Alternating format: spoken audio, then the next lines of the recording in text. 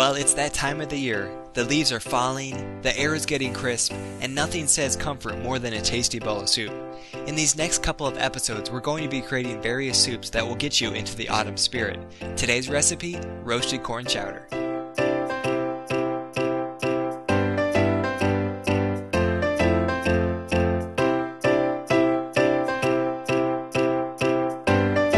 Traditionally, chowders were made from seafood, but it's not uncommon for any thick, rich, and chunky soup to be called a chowder. Usually they contain milk or cream, and the chowder is thickened by adding either potatoes or flour. To get started, you'll need your cutting board and knife, a baking sheet, a large saucepan, and an oven. Go ahead and preheat the oven, then grease a baking sheet. A simple technique is to use a paper towel to spread the cooking oil over the sheet pan. This mostly helps make the baking sheet easier to clean when it's time to do so, but the technique also aids in the browning process of what we're going to be baking. Pour the frozen corn onto the baking sheet and smooth out in an even layer with your hands.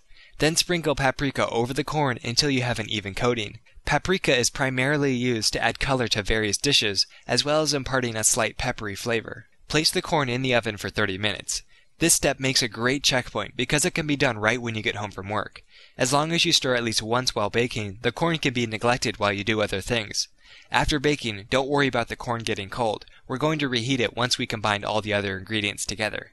Next, it's time to cut up the aromatics. This time we used exact measurements such as 2 cups onions rather than saying 1 large onion. Let us know which way is more helpful for future recipes. You'll need to cut up the onions, carrots, and celery. Once you finish the aromatics, wash and peel the potatoes. The goal is to cut them into half-inch cubes. One way to do this quickly is similar to cutting onions. Half the potato, then take 1/2 and make 3 to 4 horizontal cuts, then 3 to 4 vertical cuts, while finishing up by cutting the potato crosswise.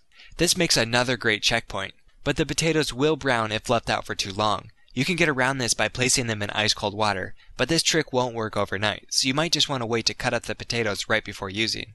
We mentioned this before, but don't forget to stir the corn at least once. If you need to, you can always remove the corn early if it's getting too brown. Every oven is different. The corn is done when it's slightly browned and reduced in size. Begin to heat a large saucepan over medium heat and add 1 tablespoon of oil. Place the bacon strips in the pan and cook until crispy, then remove them.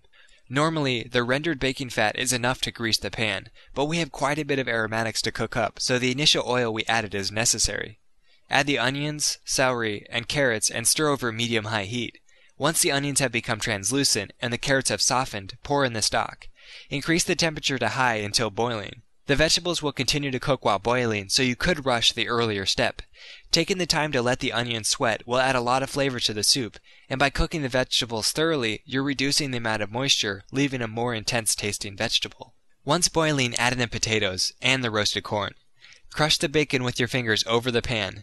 Finish up by adding the bay leaves, thyme, salt, and black pepper. Stir together all the ingredients and let simmer for about 20 minutes, or until the potatoes are easy to mash. At this point, use a potato masher or the backside of a spatula or spoon to crush the potatoes. By smashing the potatoes, you're releasing starch, which will help thicken up the soup and reach that perfect chowder consistency. Another step which will help the chowder reach its hearty potential is by adding milk. If you really wanted a rich and creamy texture, you could substitute the milk for half and half. But if you do so, I would recommend scaling back the portion by at least half. We even tried it with soy milk one time, and it did the trick as well, if you want a dairy-free option. Whatever you choose, bring the chowder to a boil one final time once the liquid has been added. For serving, dish out a ladleful of chowder with a good mix of vegetables and liquid.